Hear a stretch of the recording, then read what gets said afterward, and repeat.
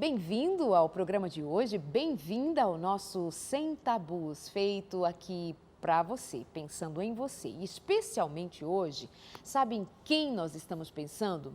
Nos recém-casados. Nós recebemos algumas queixas, algumas perguntas, curiosidades daqueles que estão ainda em tempo de noivado e também aqueles que já entraram no casamento, já estão casadinhos, mas estão enfrentando dificuldades na prática sexual, no convívio sexual, homem e mulher agora tentando se encontrar com o sexo de modo bom, de modo que agora eles estão livres para fazê-lo, mas tem dúvidas, tem questões que arrastaram desde a solteirice, desde que estavam namorando, desde a meninice. E algumas destas coisas nós queremos saber quais são elas especialmente, especificamente aqui no nosso programa. Querendo perguntar, já sabe, faz contato com a gente. Nossos contatos aparecem aí, é o facebook.com/semtabus.nt. E ali você pode, inclusive, deixar as suas perguntas também e comentar, fique à vontade, ok? Você é bem-vindo e bem-vinda sempre, não somente para assistir, mas para interagir com a gente. Meu convidado de hoje é psicólogo, já fizemos alguns programas juntos, já faz um tempo, ele volta agora para nos ajudar com esse tema. Quero dizer o que disse para você aí de casa, digo aqui para o doutor Augusto César Maia, bem-vindo, boa noite. Boa noite, Darlene. É um prazer também estar aqui nesse programa, Sem Tabus. E boa noite também ao ouvinte que está aí nos ouvindo. E é muito bom estar falando sobre esse tema. Eu acho que é extremamente importante, né? Principalmente o tema que está falando, a questão da primeira vez. A primeira vez, tudo é importante na vida, né? Em tudo que você faz pela primeira vez, quando você vai tirar a carteira de motorista, a primeira vez, né? Puxa, que legal. E o interessante, né, que é a primeira vez no momento certo, né? Porque não adianta eu tirar a carteira de motorista fora do período, né? Porque eu vou me sentir mal, eu vou me sentir nervoso, eu não vou ter a maturidade para lidar com essa questão de estar ali dirigindo. E se acontecer alguma coisa, eu vou estar responsabilizando uma outra pessoa e não eu, né? Quer dizer, essa questão da primeira vez é extremamente importante. Então, E nem pode, né, tirar a carta antes do tempo delimitado, porque justamente foi se verificado que há um período para ser permitido que tome o volante e saia dirigindo. Mas, de repente, o menino acha que pegar um volante é menos perigoso, ou mais perigoso de pegar a vida de alguém já nas próprias mãos, ou entregar a própria vida fora do tempo, fora da hora, fora do lugar, sempre vai ter prejuízos, né? Tem uma questão que eu acho interessante de nós começarmos traçando assim, para ficar bem claro. Normalmente, nós dizemos sobre não é hora, não pode agora, e algumas maneiras de se dizer que não é hora são equivocadas, por exemplo, a respeito do sexo. E eu queria que você relatasse um pouquinho a respeito disso. E depois, dentro do casamento, vai ser possível, está liberado, agora pode. Como é que uma mente que foi ensinada a não é hora, não pode, não é agora, tal, se perdeu a mão nesse não é agora, não pode, não está na hora, o que pode acarretar dentro do tempo em que agora está liberado? Perfeito. Se a gente for pensar assim, na verdade, assim, a informação que está sendo passada talvez não seja passada da maneira adequada, né? Porque quando eu estou dizendo, informando para a pessoa que ela não pode executar uma ação, primeiro eu tenho que estar explicando o porquê disso, qual é o sentido disso. Isso. Essa ação, qual é a função dessa ação? As questões que estão envolvidas nessa ação, a responsabilidade que está envolvida nessa ação, e as alegrias, os prazeres e as tristezas que vão acontecer nessa ação. Quer dizer, eu preciso explicar, né, dar informação. O problema é que normalmente esse tema sexo é um tema que até hoje, né, a gente está em século XXI, mas ainda as pessoas têm dificuldade de conversar, de falar, né? É um tabu falar sobre isso.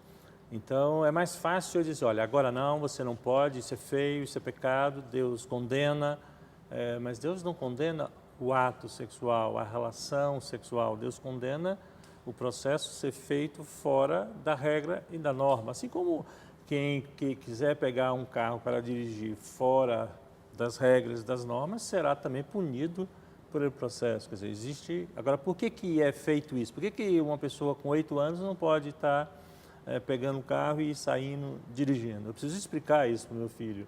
Tá? Eu preciso dizer para ele isso. Então, a conversa sobre o ato sexual é extremamente importante. Mas eu acho assim, a questão também não é o ato propriamente dito, né? Porque a gente fica muito focado na questão da mecânica do processo. Tá? Mas o que está envolvido, o que é um ato sexual? E ele vai acontecer em que momento? Com quem? Né? Então, acho que essas explicações. Então, quando eu tento conversar com a minha filha ou com o meu filho sobre esse assunto, eu tenho que dizer para ele que isso é extremamente saudável, é uma coisa muito prazerosa, é uma coisa que Deus construiu, né? Que ele não precisa ter vergonha disso, que ele não precisa se sentir mal com isso, mas vai ser um momento na qual ele escolheu alguém para amar e essa pessoa escolheu ele para amar e eles vão estar juntos, se fundindo, numa relação de entrega tremenda. Não só no ato sexual. A entrega, por exemplo, as questões financeiras vão ser entrega. Eu não posso agora fazer o que eu quero financeiramente na minha vida a partir do momento que eu casei, né? Eu tenho que estar discutindo com a minha esposa, com o meu esposo. Então, não é uma simples questão da entrega só do ato sexual. A entrega é envolvida em todos os sentidos. A minha vida deixa de ser minha e passa a ser também do outro. Eu não posso fazer o que eu quero agora, quando eu estou casado. Aí a pessoa fala assim, eu caso, eu faço o que eu quero, eu vou jogar bola a hora que eu quero, eu não tenho que parar com isso, não.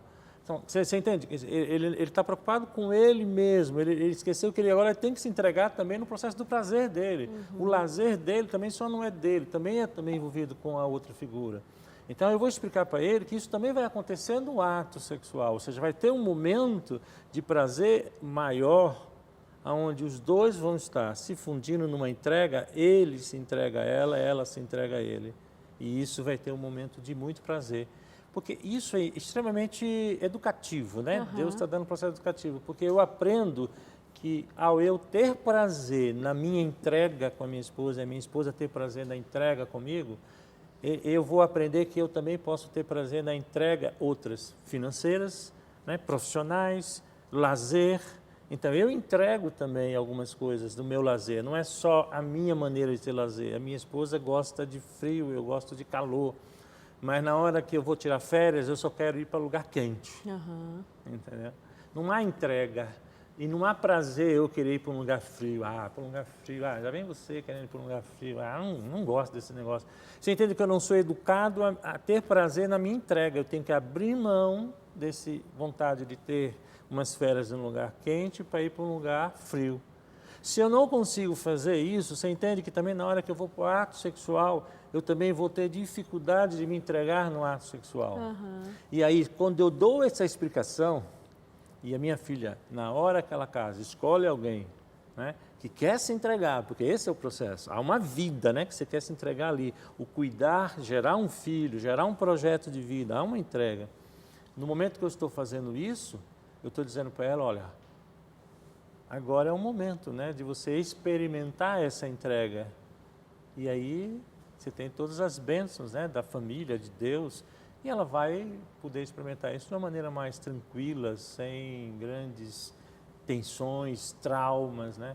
É que infelizmente a gente não educa adequadamente, não se conversa sobre isso, né?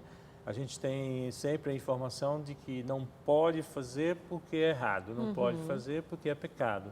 E aí a grande questão é essa. E aí, na hora que eu posso fazer, não é mais pecado? Por que agora que é casado não é pecado e antes era? E como é que eu destravo, né? Exato. Como é que a minha mente faz essa conversão rapidinho assim? Agora pode, antes não podia. Agora vai ser bom, antes não era bom. É uma coisa realmente que dá um nó na cabeça de algumas pessoas, né? E aí é pedir demais que funcione bem, que a mecânica também acompanhe, né? Porque não é assim automático, simplesmente, mesmo que a gente chame de mecânica, mas tem a ver com um processo de sentido, de entrega, de liberação do corpo, da mente, de prazer ali. Apesar de que, por exemplo, teve uma menina que me escreveu outro dia dizendo assim, que ela está prestes a casar e ela está assim, num tempo de pavor. Porque, e aí ela diz assim, olha, em alguns encontros nossos, enquanto noivos, nós já tivemos que nos afastar porque ficamos assim muito desejosos de até começar a fazer sexo mesmo. E então eles têm esse cuidado. Mas ela disse, Darleide, não, só que assim, quando eu disse para ele, não foi nem pelo fator assim, isso eu vou desagradar a Deus, ou isso não é da vontade de Deus. Ela disse que não foi nada disso. Foi assim, pânico de fazer sexo. E a questão, educação. O que foi dito para ela a vida inteira sobre sexo? É ruim, dói, faz mal e, além de tudo, é pecado. Quando você recebe essa informação, a sua mente vai processando, né? Os conceitos, as ideias, formando aí valores em relação a esse tema. Isso gera uma carga afetiva, né, forte dentro de você. Você pode ficar com medo, você pode ficar com raiva, você pode ficar triste, né? Essa carga afetiva, quando eu agora estou tendo a oportunidade de exercitar a ação, o ato em si, ela vem junto. Eu não tenho como desconectar, porque foi gravado no primeiro momento. Aquilo que foi gravado está lá, é o seu modelo mental. E aí eu vou para a relação, de uma certa forma, com toda essa expectativa. Seja ela com raiva, seja ela com medo, seja ela com ansiedade muito grande.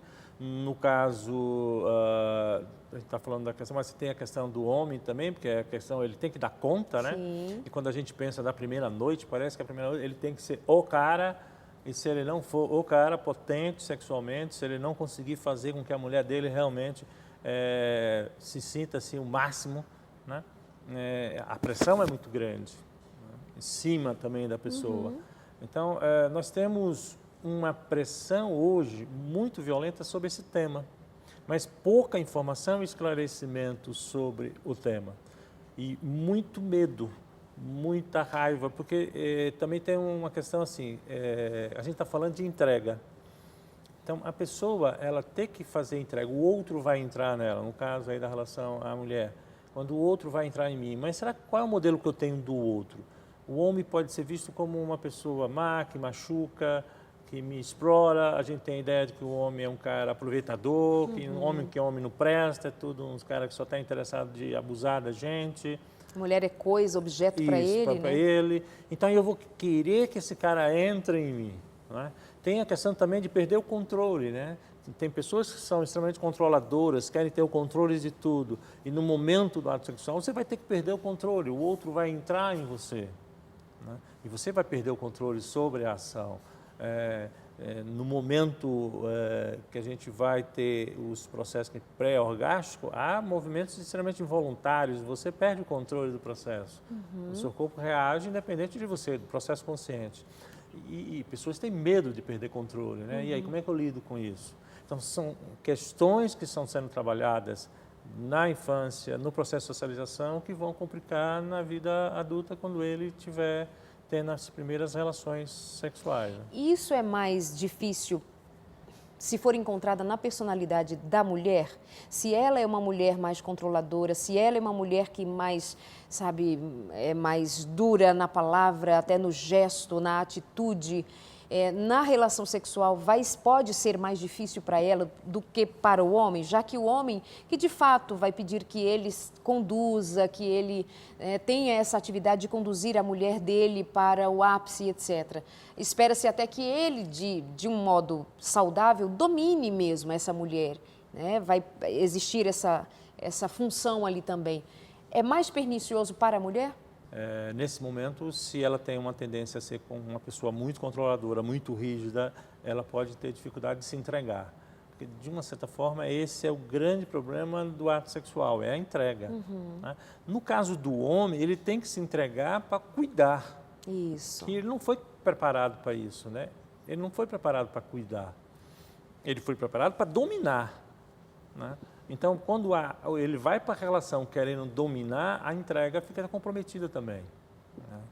E esse é o problema, porque a ideia machista é a ideia da dominação, de eu dominar o outro, né? Partindo do pressuposto que a mulher ela tem que ser submissa nesse contexto, né? De ser dominada. Não, a ideia sexual do homem é ele cuidar, né? Porque ele está entrando. Ele é um tem domínio de proteção, né? E de cuidado. Eu estou cuidando, né? Porque eu estou entrando, né? Então eu tenho que ter todo o cuidado, eu tenho que preparar o outro para se abrir para o processo, né? E isso requer um cuidado, porque a abertura não é mecânica, a abertura é emocional, eu tenho que querer desejar o outro dentro de mim, querer experimentar o outro dentro de mim e a gente fazer uma só pessoa, participar de um só momento. Aí vai depender da estrutura de cada um, né? A gente tem hoje, assim, na figura, no universo feminino, a gente tem questões, por exemplo, que é a questão, ela para ser trabalhada na entrega, ela, se a gente for ver assim, a sexualidade feminina, eu acho hoje ela muito mais saudável, né, nesse processo. Por quê? Porque normalmente as mulheres buscam o quê? Elas estão buscando o carinho, o afeto, o reconhecimento, né? Ela está buscando isso. Por que ela está buscando isso? Porque ela precisa ser aberta. Como é que você vai me abrir se você não me reconhece, não me valida, não me acha alguém interessante, não me acha alguém importante, especial? Então ela quer esse carinho, quer o contato do corpo, quando a gente fala assim, a primeira noção que o ser humano tem de si mesmo é corporal. O bebê, ele tem noção dele mesmo pelo corpo, por isso que o bebê ele precisa ser tocado, né? Porque quando eu toco o bebê, ele está tomando consciência dele mesmo. Então, quando eu estou tocando a minha esposa, carinhosamente, dando carinho, significa que eu estou te dizendo que você é importante para mim, quando eu estou te tocando carinhosamente, e aí eu estou te remetendo à noção de que você existe e que você é uma pessoa especial. Nossa, tem alguém que me acha especial, que me acha importante, né, como ser humano, e que ajuda a minha existência. Quer dizer, eu existo também por causa dele. E não só isso, eu sou especial, então eu quero esse cara, eu quero ele dentro de mim. Né? Porque é o desejo de você existir e ser especial no processo de existência. E quando ela não tem esse processo, ela se fecha na relação. Né? Agora, o problema é quando, além dela não ter esse processo, a informação mental que ela teve sobre o ato sexual é uma coisa ruim, é uma coisa feia, é uma coisa que o outro vai só te abusar, o outro vai só te explorar, aí você começa a fechar. E outra também é aquela questão assim, eu esqueço todo esse processo e digo assim, eu como mulher eu tenho que ter uma performance, né? Quer dizer, eu tenho que satisfazer esse cara. E será que isso eu não satisfazer? E se ele não gostar? Mas aí eu inverto o processo, né? Porque eu crio uma expectativa que eu como mulher tenho que fazer algo por ele. E na verdade é esse homem que tem que preparar essa mulher para esse processo. Eita, agora vai pegar. Depois de intervalo, que explicação ótima, viu? Obrigada mesmo. Vou até pedir depois para ele repetir de novo, caso você não tenha entendido. A importância de você entender o que está em torno do sexo. O sexo acaba sendo até um detalhe, assim, num contexto muito maior e mais nobre. E os homens, então, são eles, vocês, os responsáveis aí no esquema para acolher essa mulher e fazer esses... vou perguntar de novo, depois do intervalo, fica aqui com a gente.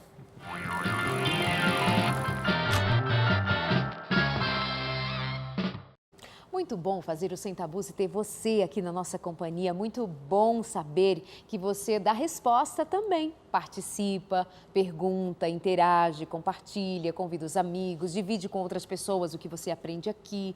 Eu quero cumprimentar carinhosamente e mandar um beijo para você que pega os vídeos do programa Sem Tabus, o áudio do programa Sem Tabus e espalha, publica, compartilha, deixa na timeline ali do seu Face, usa de outras maneiras para dizer a outras pessoas que aqui tem um conteúdo confiável. Obrigada a você, você faz parte dessa rede de pessoas que espalha o que é bom, né? Que confia, que compartilha, porque inclusive experimenta dessa verdade na sua vida. Obrigada por isso, Deus abençoe a você. Hoje nós estamos falando sobre o sexo no início do casamento e dá-se a impressão de que no começo de todo o casamento, na lua de mel, yes, festa, e aí os amigos dizem assim, sexo todo dia, e aí sexo toda hora, e aí tem a performance, sim, claro, e...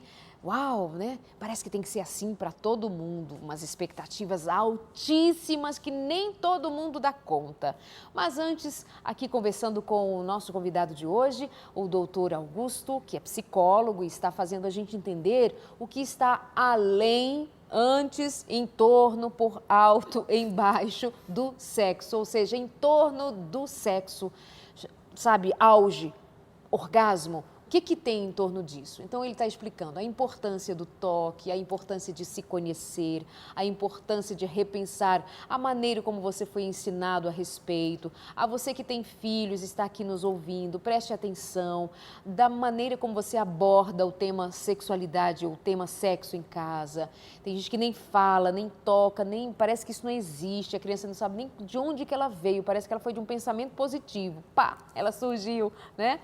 Então, esse tema é muito importante e tem muitos recém-casados enfrentando dificuldades e são estes que nos pedem para tocar em assuntos assim aqui no Sem Tabus. Esse é especialmente para vocês que estão começando ou para vocês que estão para casar e para vocês que estão namorando e precisam saber o que é o sexo nesse processo todo que é exigente também. E eu vou pedir que o Dr. Augusto retome a ideia que estávamos desenvolvendo logo antes do intervalo, para a gente, por exemplo, eu achei fantástico, né, essa coisa de nós pensarmos o que são as carícias. As carícias são toques que têm a ver com o reconhecimento do outro. Fenomenal a sua colocação, para a gente entender com clareza isso.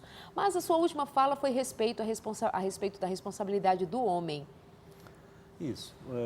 Se a gente está falando que a relação é um processo de entrega e que a figura da mulher ela foi anatomicamente preparada para receber, né? Quer dizer, a função dela é receber. Então, eu como homem, já que eu vou entrar, eu preciso preparar esse espaço para querer que me receber, né? Para não ser uma invasão. Para não ser uma invasão, exatamente isso, para não ser uma invasão. Até porque, se for invasão, o outro vai se sentir incomodado, vai se sentir desrespeitado no processo. Entra na casa de alguém, chega na casa de alguém abruptamente, vai abrindo a porta, vai entrando. Ou então mesmo na sua casa. Não, minha casa. Mas chega na porta, no quarto do seu filho e entra sem bater, sem pedir licença. É agressivo, né? É agressivo. Então, quando a gente está falando do ato sexual, a gente está falando de um momento de entrega. Então, para eu preparar, para eu desenvolver essa pessoa para receber, eu preciso trabalhar com uma questão da existência dela, eu preciso reconhecer a existência dela e dizer que a existência dela é especial para mim. A questão do carinho, do toque, eu estava falando que o toque, psicologicamente, ele dá a noção da minha existência, né? O bebê, ele toma consciência de que ele existe a partir de que ele é tocado. Ele não tem ainda a noção da existência dele. Ele e a mãe é uma coisa só, é um contínuo. Com o toque que ele recebe, ele toma consciência da existência dele. Se o toque é um toque gostoso, prazeroso, ele se sente algo gostável, né? Alguém gosta de mim. Então, isso se repete também no casamento. É o mesmo processo. Quer dizer, eu preciso que alguém me reconheça como a minha existência. Então, a partir do momento que a minha esposa me escolheu, ela está reconhecendo que eu existo e que eu sou especial, por isso ela me escolheu. Então, ok, ótimo. E isso vai refletir não só no dia a dia, vai refletir, por exemplo, no ato sexual. Então, no ato sexual, ela precisa fazer que eu exista e eu tenho que fazer com que ela exista. Só que no ato sexual, a importância do homem é muito significativa. Por quê? Porque eu preciso entrar num espaço. E a melhor forma de entrar no espaço é fazer com que essa pessoa me deseje, né? Queira eu nesse espaço. Não adianta eu invadir o espaço do outro, desrespeitar, só porque você é casado comigo, agora você tem que abrir as pernas e acabou e fazer o que tem que fazer. Não, o outro tem que permitir a entrada. E ao permitir a entrada, aí a gente consegue realmente ter a entrega. Como é que o homem faz isso? Mostrando a existência do outro. Então o toque, o carinho, por isso que a questão do ser tocado, porque aí você está dizendo, quanto mais eu estou tocando o corpo inteiro de uma mulher, com a minha mulher, eu estou dizendo para ela da existência dela e quanto é prazeroso essa existência e quanto é importante para mim essa existência. Ela recebe isso e se abre ao processo. Então, isso é extremamente importante. Agora, que é difícil, não impossível, né? Tanto que é necessário, e nós estamos aqui levantando essa bandeira, dizer que o homem entenda esse processo, porque no processo da educação masculina é só para ele funcionar. Não é para ele trabalhar muito a questão, é só para funcionar. Dentro da cultura machista, né, a gente tem um conceito assim, quer dizer, a questão da cultura machista é pesado, porque ele diz o seguinte: você só é homem, então ele questiona a sua masculinidade, e que uma mulher já não é tão questionada em relação a isso, mas o homem é, se você estiver funcionando o seu órgão genital. E quanto mais funcionando e colocando em prática, mais poderoso você é. Né? E quanto mais você faz uma mulher se sentir bem sexualmente, mais poderoso. E se tiver mais ainda mulheres, você é o cara bem visto da sociedade. Então, na verdade, eu sou homem quando eu tenho o meu órgão genital funcionando e fazendo a questão do desempenho sexual satisfatório. Aí eu complico a minha vida, né? Porque quando eu vou para uma relação, eu não estou preocupado se ela vai se entregar ou não, eu estou preocupado é o meu desempenho. O meu desempenho tem que ser importante. Aí complica, né? O conceito. Eu costumo dizer assim, na verdade, assim, Deus criou a gente para ser feliz, né? Então, quando eu caso, é para ser feliz. Agora, a grande questão é que tem uma diferença entre estar feliz e ser feliz. A gente tem uma sociedade que cria a gente para estar feliz. O que é estar feliz? É quando eu busco prazeres, né? Quando eu tenho gratificações, então eu tenho prazer, eu tenho gratificações, eu tenho momentos de êxtase. Então aí eu estou feliz quando eu tenho esses ganhos. Então a gente é educado para isso. Aí deixou de ter, aí você entra em desespero, entra em ansiedade, vive buscando novos ganhos. Aí vira o vício. Né? E o sexo passa a ser algo prazeroso. Né? Então eu fico dependendo do estar feliz sexualmente nos meus desempenhos. Quanto mais sexo eu fizer, mais eu sou feliz. Eu estou feliz. E, na verdade, não é para você estar feliz, é para você ser feliz. E qual é a diferença? Como é que eu sou feliz? O ser feliz é um processo de estado. Mas, para eu ser feliz, é a questão eu ser, né? Eu preciso primeiro existir. Então, eu preciso existir para ser feliz. E como é que eu existo? O ser humano só existe na relação. O ser humano nenhum, sem relação, ele tem noção da existência dele. E como é que eu consigo, na relação, existir? Quando eu sou amado. Mas você está falando nessa hora de que tipo de relação? Relações gerais, relacionar-se com pessoas. Relacionar-se com pessoas. Se a gente for pensar, uma criança, ela toma noção da existência dela a partir da relação que tem entre ela e o meio ambiente dela. No caso, são os pais ou os familiares. É a partir daí que eu vou tomar consciência da minha existência. Eu posso tomar consciência que eu sou uma menina má, uma menina feia, uma menina bonita, uma menina inteligente. Aí eu vou tomando consciência da minha existência. E aí eu vou me relacionando com os meus amigos, esses meus amigos vão reforçando a minha existência. Olha, que legal, gostei do que você falou, olha, que bacana que você é. Aí eu vou tomando consciência. Nós estamos falando, eu estou falando para você, no momento que você está me ouvindo e validando ou não o que eu estou falando, você está me tornando existindo nesse processo. Se você ignora tudo que eu estou falando, é indiferente, a sensação de não existência aumenta na minha condição. Então, eu preciso, de uma certa forma, me relacionar para existir. Agora, mas eu preciso existir de uma maneira prazerosa e amorosa. Né? Então, a gente diz assim, só o amor é capaz de fato, fazer você tomar consciência de que você existe de uma maneira plena. Entendeu? Pessoas que são amadas plenamente, ela tem a noção da existência dela e, consequentemente, elas têm a noção do quanto elas são felizes. Aí, quando eu vou para uma relação de casamento com essa sensação de plenitude, eu valorizo a pessoa e não o desempenho. Então, eu estou valorizando a minha esposa e não o desempenho que eu estou tendo. E a minha esposa está valorizando a pessoa do Augusto e não o desempenho que ele está tendo. O problema é que a gente não entra na relação preocupado mais com isso, porque a nossa capacidade de existir, de ser, está comprometida, né? Como isso vai responder naquele caso em que, por exemplo, eles são recém-casados, mas um dos dois não está tão afim de sexo assim como todo mundo disse que era para ser.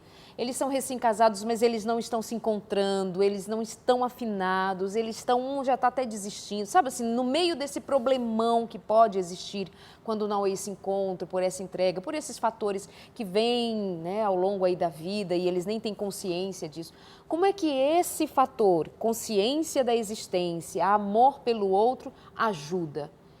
Ajuda na mecânica? Ajuda na mecânica? Aquele rapaz que não está com vontade de fazer sexo, essa consciência vai ajudar na mecânica para ele, nessa libido, nesse desejo de fazer sexo?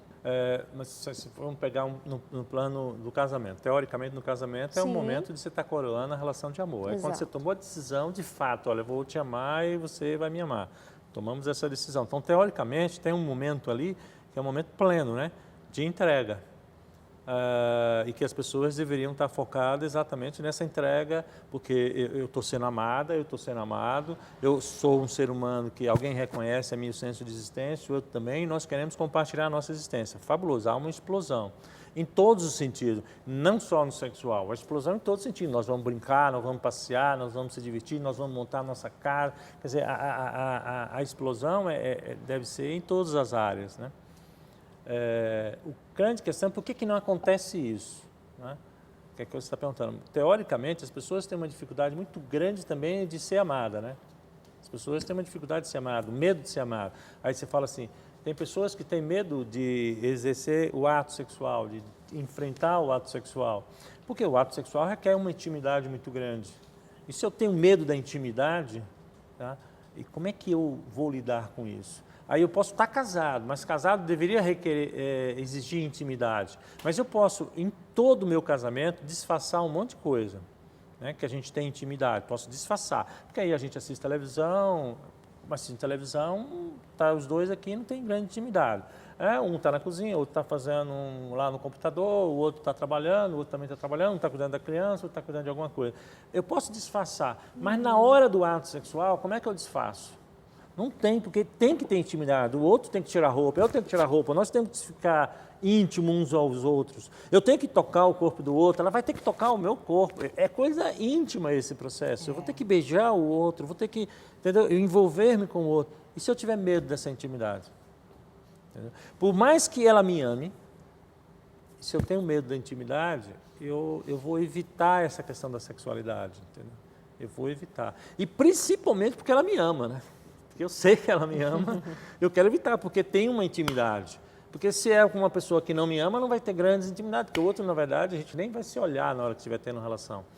É só uma questão mecânica. Mas no caso do outro me amar, eu tenho uma mulher que me ama, e eu tenho medo da intimidade, eu posso querer ter dificuldade de ter esse momento de ato sexual, porque é um momento íntimo. Agora, cada caso... precisa entender a história de vida de cada um, né? Eu estou contando esse caso porque já teve um paciente assim, né? Na verdade, o grande medo dele é o medo da intimidade. A esposa queria e ele não. Que aí, teoricamente, diz que é o sonho de consumo dos maridos, né? Quando a esposa quer, né? Não é? Esse é o conceito. Então, então é porque ele fica vulnerável, porque esse homem e essa mulher, quando se põem frente a frente, um ao outro ali para o momento do sexo, eles ficam vulneráveis. Né? Sim, Então, esse homem aí, nesse caso, ele tem medo da vulnerabilidade? Vulnerabilidade. Eu fico extremamente vulnerável a esse processo. E aí, fragilizado. E a minha intimidade nesse momento me fragiliza muito. Então, eu tenho medo disso. Pode ser outras questões. Já tive paciente que a grande questão era... Aí, no caso, o homem ele tinha um vício, né, de masturbação forte e a questão também da pornografia. Então, ele gastava toda a energia e se excitava com isso. Frente à mulher, ele já não tinha tanta energia para esse processo e aí também não existia tanta busca. Existe o processo de pessoas que estão passando por uma crise depressiva e realmente aquele momento é um momento que ele não vai buscar muito. E a gente tem um problema sério da crise depressiva, que a gente acha que depressiva necessariamente é porque o cara está no quarto e não quer sair. Esse é um tipo de depressão que tem e é violenta. Mas também tem aquelas pessoas que estão trabalhando, estão se envolvendo, mas também estão no processo depressivo, né? E ela pode ser agressiva, ela pode não querer fazer sexo, ela pode... Tem N maneiras de manifestar uma depressão. O que a gente sabe, assim, se existe uma deficiência aí, nesse contato de intimidade, alguma coisa está acontecendo. Ou a relação não está prazerosa, ou o parceiro não é o parceiro nesse momento prazeroso também, a relação está desgastante, e aí você tem a dificuldade de estabelecer essa relação. Sabe que tem aquele conselho célebre, né? Diálogo. Precisa dialogar. Mas tem uma menina que escreveu pra gente e ela dizia assim, e quando não se sabe dialogar sobre uma coisa, um tema tão delicado? Quando não se consegue dialogar sobre um tema tão delicado? Quando um nega, não, tá tudo bem, você tá me pressionando. Não, você tá me pressionando, tem que ser natural, tem que fluir. E aí, em vez de criar saída para um problema existente, que é a não vontade de fazer sexo, é a falta de procurar o outro para fazer sexo. E lembrando que nós estamos falando do contexto de recém-casados, tá? Que assim, dá a impressão que, não, já tem 15 anos de casados e aí perderam a vontade de fazer sexo. Não estamos falando no caso dos recém-casados, que esse era um tema que não deveria ser a pauta, né, para os recém-casados, mas sim, olha só que coisa. Aí então ela alega, por exemplo, essa menina, ou esse menino vai alegar, mas o que nós recebemos foi de uma menina, que ela alega que nem há o diálogo e quando há possibilidade, ou melhor, a proposta de dialogar sobre o que está acontecendo, o outro se recusa. Aí abre uma outra questão, outro problema. Como fazer isso? Não sei, perguntar para ele. Ele que tem que responder, para eu e para você, né? Intervalo rapidinho, voltamos aqui no Sem Tabus. Até já.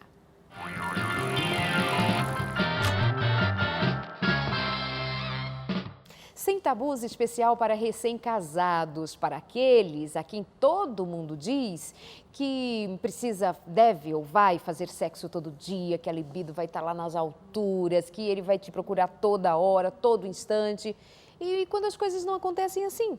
Também é o extremo, né? Porque o outro extremo é assim, aquela pessoa que soprou nos teus ouvidos que é ruim, fazer sexo é horroroso, que vai sangrar, que vai doer, que vai traumatizar, que vai ser uma coisa terrível, vai ficar vários dias até você esquecer daquele trauma. Aí você vai para a lua de mel assim, meu Deus, o que esse homem vai fazer comigo? Então ele assim, o que eu vou fazer com ela se eu não sei nem por onde começar? É isso, né? Então, um extremo e o outro extremo. Vai ser uau, top, o outro, vai ser horroroso. Qual é o equilíbrio dessa história? Como é que se encontra? Como é que trabalha? Tá chegando agora, perdeu os últimos blocos aqui, o primeiro e o segundo bloco do programa? Precisa ver, menino. Foi bom demais. Precisa rever, estudar, fazer anotações para você entender o que é esse processo de fazer sexo. Não é só um negócio assim, tô com vontade, vou lá e faço. É diferente. Foi assim que Deus fez. Nosso convidado é psicólogo e entendido no assunto, atende mais dezenas, centenas, milhares de pessoas já ao longo da sua carreira como profissional que atende a alma humana, estuda, é escritor também, né? Mas o livro dele acabou e ele não fez mais. Vai fazer outro. Um dia desse chegou um novo título aí, mas sobre relacionamento. E aí, qual é a sua queixa? Está namorando? Está com medo? Quando está namorando, vou aproveitar e te perguntar, doutor, quando está namorando, é um momento de já tratar desse assunto entre casal ou é mais adequado que seja ali no tempo de noivado, quando já está em vistas o casamento em si? Porque a gente pode deixar uma brecha aí para achar que falar sexo sabe assim, no namoro e aí não sabe administrar muito bem. Mas é essa a grande questão. A gente parte do pressuposto de que as pessoas são incompetentes, né, para lidar com a informação. Então, eu evito dar informação. A partir do momento que já estão namorando, teoricamente, já estão numa idade onde tem um nível de responsabilidade. Deveria? Deveria ter. Não é? Então, deve-se conversar sobre o assunto, deve-se buscar informação sobre o assunto, né? E até tirar as fantasias que se tem, porque a gente cria um monte de fantasias em função daquilo que eu aprendi. Então, eu tenho que conversar, de repente, com a minha esposa, olha, eu aprendi que dessa forma, será que é dessa forma? Vamos buscar a minha esposa também conversar. Olha, eu tenho medo, porque o que eu ouvi muito em casa é que esse negócio aí dói, que esse negócio faz mal, que vai doer muito. Mas aí você está falando da esposa, e se é namorado, é tempo de falar de sexo? Sim, porque você não vai pensar no casamento? Você não está namorando para casar? Deveria. E tem momentos onde, óbvio, acontece a questão de vocês estão lá, as pessoas, os namorados estão se aquecendo e se beijam e se excitam, e eles vão ter que dizer, olha, agora não. Agora não, por quê? Como é que vai ser quando acontecer? O que tem que acontecer? De que jeito que tem que acontecer? O que tem que acontecer? De que maneira tem que acontecer, né?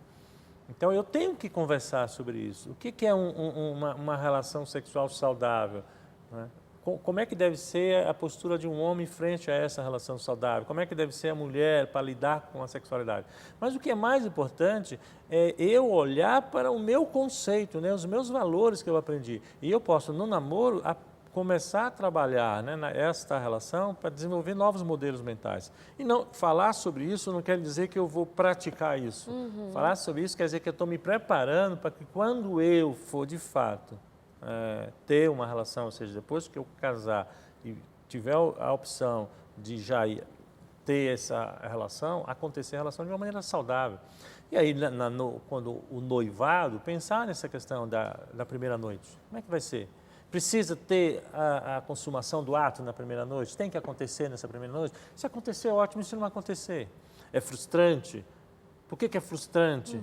Entendeu? Por que eu tenho que entrar com a sensação de que eu tenho que ter o desempenho? E, de repente, essa questão de casamento é um estresse violento, né? Porque ela vai casar, é todo um estresse, porque tem que preparar isso, preparar aquilo. A noiva está estressada, o noivo está estressado. Tem gente que abala o casamento só na festa de casamento. Aí acaba todo aquele estresse, o nível de estresse não abaixa, só porque eu casei. À noite de núpcia, o estresse ainda está alto. Não acabou. Exato. E eu estou querendo que, apesar de todo esse estresse, que eu tenha um desempenho tremendo. Se tiver, ótimo, maravilha. Mas se não tiver, ótimo, maravilha. Porque o importante é a pessoa e não o desempenho. Aquele conceito, né? Não está no desempenho a importância, mas eu estou com a pessoa mais importante da minha vida. E vamos tentar conhecer essa pessoa, porque essa questão da sexualidade é assim, cada um é um livro, né, que vai ser escrito sobre o assunto. É essa a grande questão. Porque aquela pessoa, ela aprendeu determinadas coisas, o corpo dela trabalhou determinadas coisas, ela tem flexibilidade em determinadas coisas, tem rigidez em outra, ela tem conceitos mentais que são legais nesse aspecto, conceitos mentais que não são legais. A figura de homem dela está legal ou não está legal. Eu, como homem, como é que aprendi esse processo? Entendeu? Eu já tive outras experiências, não tive, eu vou para essa relação com expectativa ou não. Né? Então, cada pessoa é um livro. Então, aí é a questão de eu conhecer, por isso a conversa. A conversa não é no sentido de preparar, excitar para a prática, mas para conhecer e te dar condição de quando eu estiver lá, a coisa está mais tranquila. A gente precisa falar sobre o assunto, né? E isso é extremamente importante, desde que esteja namorando. Quando eu chamei o intervalo, eu pedi que voltássemos falando também a respeito de uma situação em que nos escreveram dizendo que surgiu conflito ali na relação, recém-casados, e então ouve-se do profissional, do conselheiro, precisa dialogar. Mas quando a abertura do diálogo não é dada pelo outro, né? Porque se é diálogo, duas pessoas ou mais, enfim. Mas se o outro não quer, se o outro está rígido em tocar nessa situação, mas como se explica que entre recém-casados não existe a prática do sexo, pelo menos com uma frequência, sabe, ali dentro de, sei lá, uma vezinha por semana, duas, quem sabe, dias. Enfim, 15 dias, o que quer que seja. Mas, assim, é um negócio, tipo, não me cobre, não me peça. O que pode estar acontecendo com o que não fala e o que pode estar de errado na abordagem daquele que está querendo diálogo para resolver, porque está numa secura? Ok. Assim, quando tem uma dificuldade de diálogo, é importante a gente, então, buscar ajuda, né, de um terceiro elemento. Eu posso, por exemplo, pegar esse programa e pedir para que ele assista, né? Que é um terceiro elemento. Eu posso pegar uma reportagem e deixar na cabeceira da cama para que ele leia. Quer dizer, eu posso pegar um livro e trazer para que ele leia. Quer dizer, eu posso trazer um terceiro elemento no processo, quer dizer, informação, para dialogar com ele a partir dessa informação, para que a partir daí ele possa começar a absorver outros conhecimentos que não o que eu estou dando. Porque nem sempre ele está aberto para a minha comunicação, mas pode estar aberto para uma outra comunicação. Então, é importante a gente estar dando condição dele ter ferramentas para aprender, né, a ler essas questões. Agora, com relação a saber o que está acontecendo, é aquela história que sempre cada um é um livro. O que a gente tem, assim, a figura do homem, de uma certa forma, ele teoricamente, ele foi treinado a querer ter um bom desempenho na relação. Essa questão, puxa, agora, vamos casar, vou casar, é ótimo, porque é aquela história, agora vai casar, é sexo todo dia. Então, teoricamente, isso está mais forte na figura masculina. Então, por que esse homem não quer? Existem várias possibilidades, por exemplo, também a história de vida dele, né? O quanto, de fato, ele tem a sexualidade como algo forte na vida dele. Eu já conheci pessoas, por exemplo, que o sexo para ele era só para reprodução. Então, ele não tinha esse conceito de sexo como um desempenho, mas sexo para reprodução. Então, é óbvio que ele procurava mulher só quando queria ter filho. Então, isso é uma questão. Outra questão é, tem gente que tem uma relação sexual ativa antes, né? E experimentou coisas que para ele talvez não foram tão agradáveis assim, e aí ele casa e ele agora vai estabelecer relacionamento sexual. Só que é o seguinte, a experiência que ele teve antes foi desagradável. Agora ele volta a não fazer mais, sei lá, qualquer tipo de experiência que ele teve lá que ele não gostou. E ele disse, olha, não quero mais fazer isso, para. Aí encontra uma pessoa, resolve casar e agora libera ele para ter relação sexual novamente. Só que ao ter relação sexual, ele pode gerar na mente dele um medo muito grande, por quê? Porque vai entrar em contato com aquela experiência que ele já teve, que não é agradável para ele e que ele vai ter que entrar em contato, porque a mente dele automaticamente associa ao que ele já fez, né? Então ele pode entrar em desespero, se ele se sentir mal com uma experiência, alguém já teve uma experiência que aquilo não é legal e isso pode associar a isso. Digamos que seja um cristão, assim, né? Essa moça que me escreveu é cristã e ele também cristão. Num dado momento, ele teve experiências sexuais, isso. Aí depois ele, usando a nossa expressão, a nossa forma de falar a respeito de quando a gente muda de ideia, de conceito, ele se converteu. Então, quando ele se converte, ele agora namora bonitinho, casa bonitinho, tem uma esposinha que ele ama, um maridinho ali, está tudo certinho, ok. Então, é possível que essa conversão dele tenha se dado e ele esteja tudo certinho agora, mas ele carregue alguma culpa, alguma má memória, algum ressentimento do que fez. Pode ser também. Pode ser culpa. Também. Pode ser culpa, pode ser porque a mente dele está culpando ele em função do que ele fez. Se o que ele fez, ele não gostou, ele se sentiu mal com aquilo, achou que era uma coisa ruim. Então, agora, exercer novamente a atividade sexual significa lembrar dessas coisas, né? Aí pode fazer com que ele, se a gente usar essa expressão religiosa, no sentido de cair em tentação novamente, né? Ou seja, cair no vício, né? Sei lá, ele pode ter tido uma relação de ter, por exemplo, relação promíscua com prostituta. Ele viciou em ter relação com prostituta. E aí, se ele vai ter com a mulher dele, ele pode desencadear novamente esse mesmo vício dele voltar a ter relação com prostituta, apesar da mulher. Aí ele nega, porque se ele for ter ali, ele libera algo que não está trabalhado dentro dele. E a gente também não pode desconsiderar que, sei lá, se a pessoa também não tem desejo homossexual e não tem prazer na relação com a mulher. Pode também nesse né? processo. Ele ele tem um conflito da identidade sexual dele, está num conflito muito grande. Eu sempre costumo dizer assim, quando a gente está trabalhando o conceito do prazer, o prazer é algo extremamente, eu acho, extremamente socializado, né? Se você pensar assim, né? O baiano tem prazer no acarajé, o gaúcho tem prazer no chimarrão, né? O mineiro tem prazer lá no pãozinho dele, pãozinho de queijo. Quer dizer, o prazer, ele é um pouco socializado. Então, de repente, eu vou aprendendo a ter tipos de prazeres, né? E de repente, eu estou em um conflito, porque aquele prazer da relação ali que eu estou tendo com a minha esposa não é o que eu aprendi a ter. Tá? Então, ter prazer com a minha esposa vai entrar em contato com um desprazer. Por quê? Porque não é o tipo de prazer que eu quero, não é o tipo de prazer que eu estou acostumado. Por exemplo, pode ser um processo de pornografia, de prostituição ou qualquer coisa, ou um processo de homossexualismo. Né? Aí ele está no conflito. O que a gente sabe é que uma pessoa assim está no conflito, ou no conflito de existência também. Aí é entender. Tá, digamos que nesse caso, como ele teve experiências sexuais e tal, talvez nem seja considerável a minha pergunta, mas vou fazê-la. E se ele não tem prazer em fazer sexo e ponto? Conheço uma pessoa, está bem na vida, uma pessoa hoje deve estar com 90 anos de idade e nunca casou. Né? E sempre bem, sempre tranquilo. Bem, não é isso. É porque a gente tem uma cultura muito forte, né? Que sexo parece que é a obrigação do gênero humano. Isso.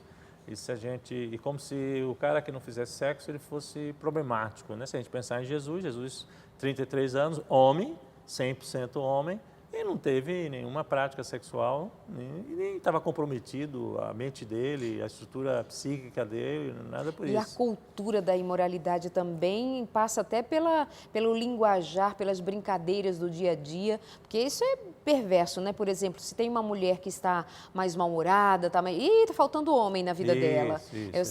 Tá muito histérica, tá precisando casar. Quando casar, melhor. Sabe essa coisa que rebaixa a figura humana por falta do sexo? Ou o homem, tá muito feliz felizinho hoje, fez sexo. Então, nisso tudo está embutido assim a coisa de é a mola da vida, é sexo. Não, a mola da vida do ser humano é o senso de existência. Você tem que saber que você existe. Então, na nossa cultura, a gente substitui o valor da sua existência por outras coisas.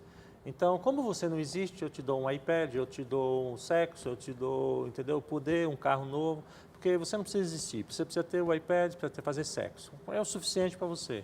Então, na verdade, o que a gente precisa resgatar na estrutura humana é o senso de existência. O casamento deveria ser exatamente uma prática, porque eu estou casando com alguém que me valida, né? Que está dizendo que eu existo e que gosta de mim. Tá? Então, eu tenho que também, claro, eu tenho que respeitar o meu marido, a minha esposa, que neste momento não está querendo ter um ato sexual. Tá? Agora, é óbvio que se eu estou numa relação, uma coisa é eu estar fazendo a opção de estar sozinho. A outra coisa é eu estar numa relação onde eu estou querendo vincular o outro, querendo pertencer ao outro, e nesta relação também é importante a relação sexual, ou seja, um momento de entrega. Então, se esse momento de entrega ele é comprometido, tem alguma coisa errada comigo. Tá? Agora, isso não quer dizer que o fato de eu ficar lá 2, 3 meses sem ter uma relação, não quer dizer que eu seja um problemático.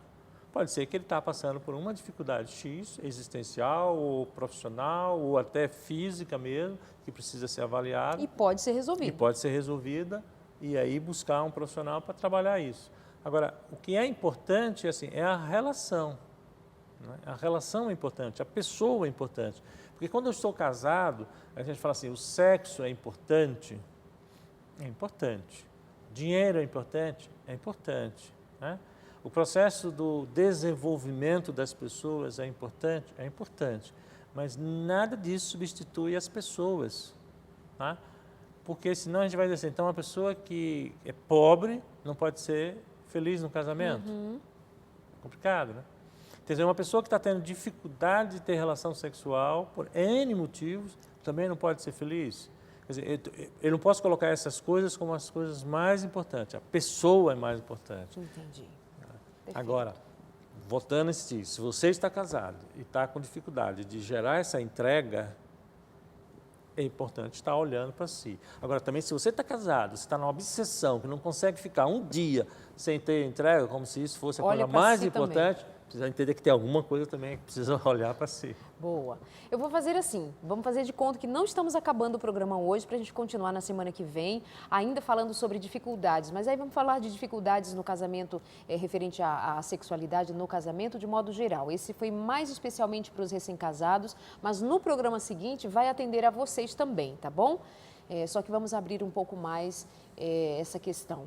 Mas se cuidem, se vejam, preste atenção e olha, não é por nada não, mas está devendo um sexozinho que o outro está querendo, paga a continha, paga, porque isso é do casamento também, isso está inclusive na lei, no compromisso legal. Não fica assim, ai amor, não me cobre, não me pede, é assim mesmo. Não é assim mesmo, nem para a mulher e nem para o homem. Nós temos o compromisso de atender o outro nas necessidades do outro, já que dizemos amar tanto, né? Afinal de contas, não casou com o irmão, não casou com a irmã, casou com aquela que é para ser a sua mulher, carne da tua carne, osso dos teus ossos, e querendo você como homem e vice-versa também, querendo você como mulher. Entregue-se. Que está errado ao redor, dá uma corrigida, dá uma olhada, presta atenção, mas evita mais transtornos, mais dificuldades, evita, tá? Para você ser realmente, de fato, plenamente feliz atendendo a essas questões importantes. Um beijo e até a semana que vem.